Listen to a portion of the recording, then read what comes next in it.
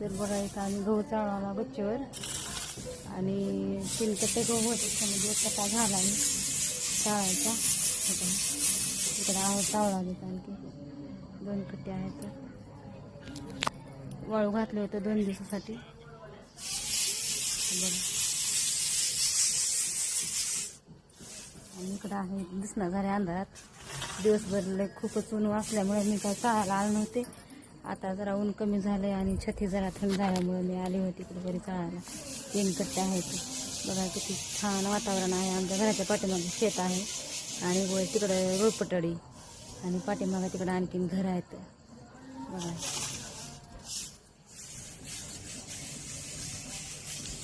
आहे का, आणि थंड असं वातावरण झालेलं आहे. खूप छान वाटलं आले, खाली गरमी लागले. बघा